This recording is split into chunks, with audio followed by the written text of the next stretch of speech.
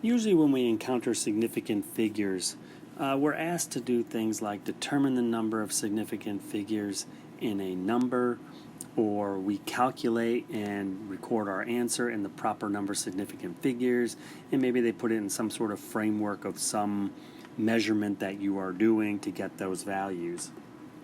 I think what's maybe more interesting and really kind of drives home the point of significant figures is when we actually apply it to our testing and our experiments.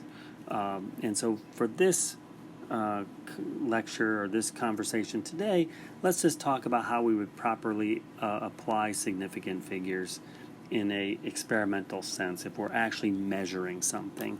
So let's just say, for instance, you're tracking your weight and you go and put yourself on the scale and you have a very inexpensive scale, and when you get on that scale it says that you weigh 142 pounds. But then you go over to a friend's house and they have a more expensive scale.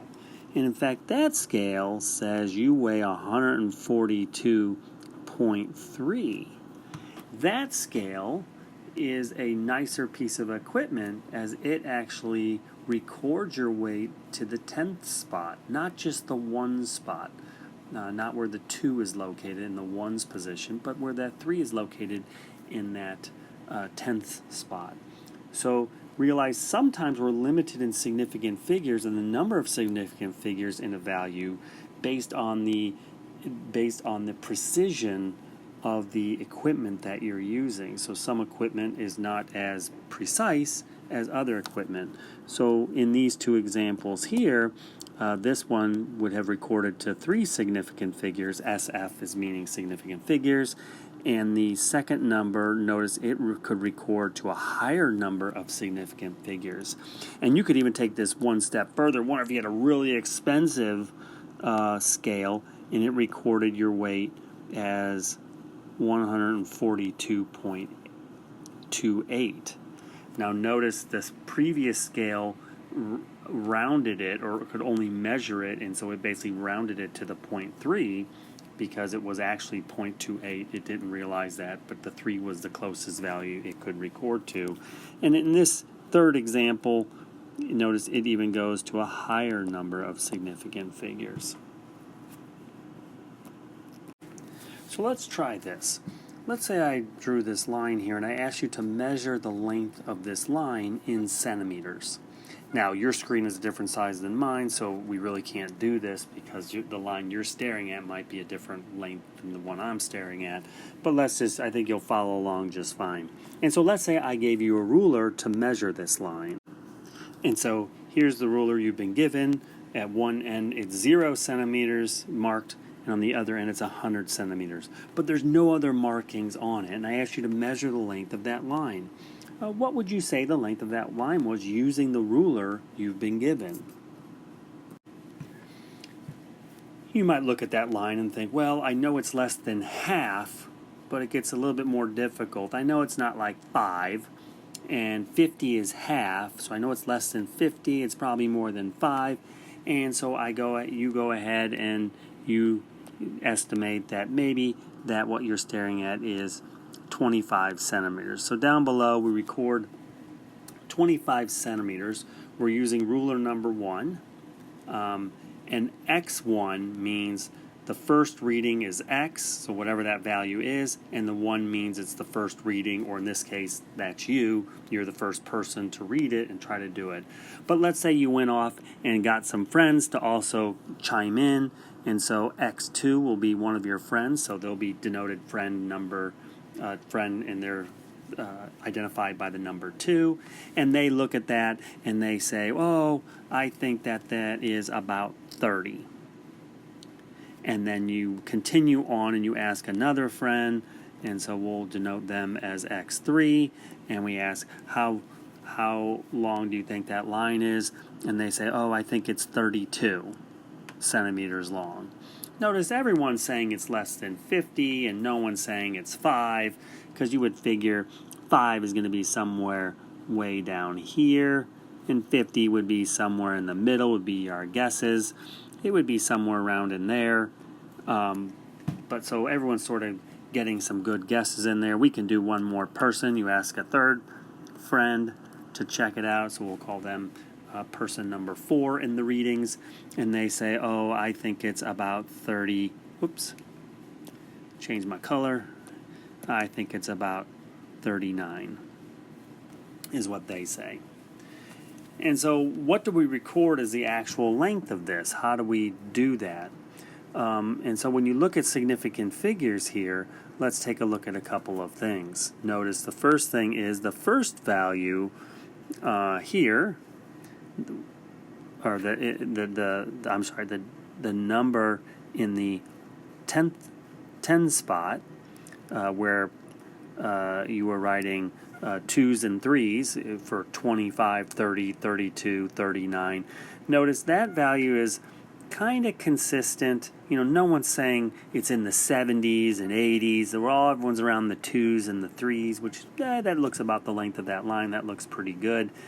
But it's kind of variable, and so we might think that's a little bit variable. We're not real 100% sure it's a 3 or it's a 2, so it's kind of variable. The next, the 1 spot, oh, that's completely variable. And so because of this, if we were to take the average of these values, just using our calculator and determining the average of this, the way we record that is X with a line over it means average. So we're going to average them all. And so we'll do that real quick. So to do that, I added them all up. I added up 25, 30, 32, and 39. I got 126. Since I have 4 values, I divided by 4, and I get 31.5 centimeters is the average of all the people who determine the length of that line. But should we record, when we think about significant figures, it's like, which ones do we really trust here? And so we definitely don't trust that 0.5. There's no way we can look at that line and say it's 31.5. In fact, we might be pretty much like, I don't even know if that's 31. That's even kind of a stretch. So what we might call this, and we might say about this, is that I think the tens value where the 3 is in the average, the 31.5, the 3 there, I'm okay with that one. I'm even a little shaky, and there's no way after that I can really be solid that that's the next number is a 1, and so I might record this significant figures wise as 30, meaning I think it's right around 30, but I would never say it's 31 or 29. That's just my ruler's just not good enough. So now I gave you a different ruler. I give you a second ruler, and I asked you to repeat it with your friends and determine what the length of that line is.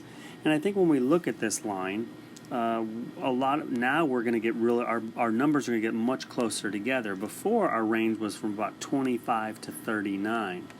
Now we can see it's going to be a little bit tighter. Now, sorry, my numbers and my ruler is all hand done, so it's not exact and not perfect, but I think you'll get the point here. Then when we look at this line, I could see now some of us saying, oh, that looks like, one person might say, that looks like 29. The other person say, that looks like 30. The other person says, no, that looks like 29.5. And then another person might say, no, I think it's 29, right? And then we could take those numbers and average them. And when we add those numbers up and we divide by 4, because we have 4 readings, when I added them up, I got 117.5. I divided by 4, because we have 4 readings, and on my calculator it says 29.375. Now, our ruler is not good enough to know that that line is exactly 29.375. And so this is where significant figures comes in. Which ones are we confident in? And so for this one, I would say we're a little bit more confident than the first time, and so we can record this one probably to 29 and now have 2 significant figures in our answer, where previously when we did 30, and we came up with 30 with ruler 1, we had 1 significant figure. Now I think because our ruler is better and it allows us to be more precise with our answers, we record to 2 significant figures. And so that's what using significant figures implies, and that's how we can apply significant figures to our answers. When most people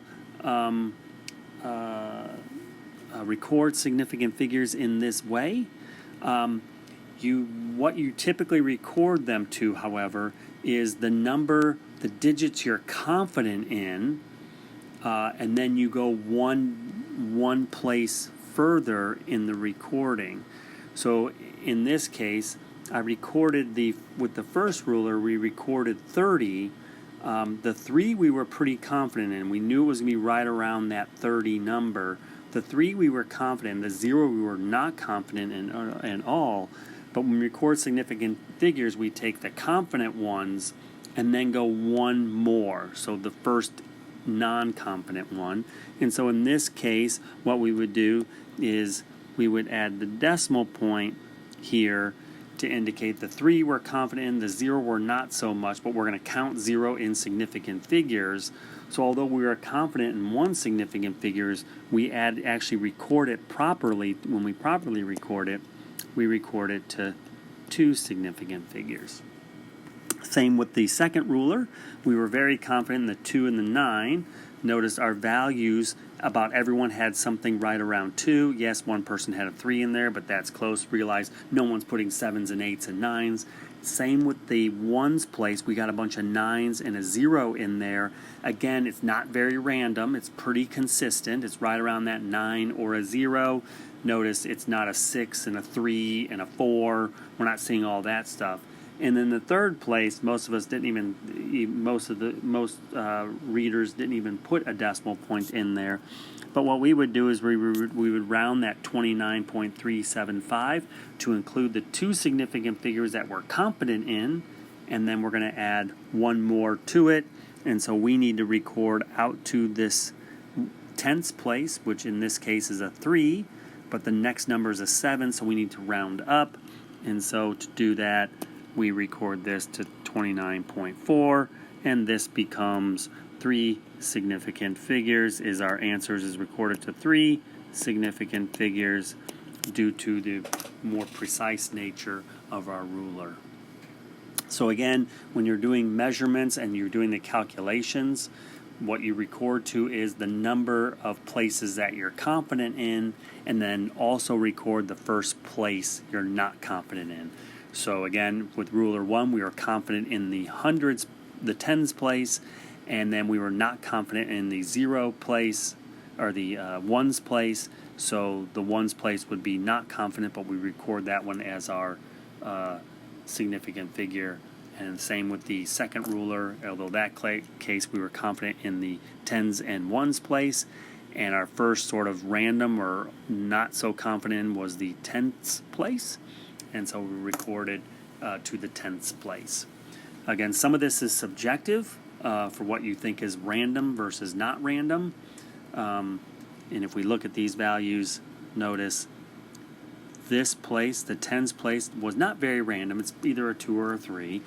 But the next place, the ones place, very random. Look, I got a 5, a 0, a 2, a 9. It's all over the place. And then here, so that's not random and random. And then here it's not random, not really random. And then here we didn't even record it, or it was a 5. So it's pretty random there. No one even knows what it is. No one's confident in it. And so therefore we record it as such. You can imagine that if we even had a better ruler with more graduations, we could even go maybe to a 4th significant figure in our final answer.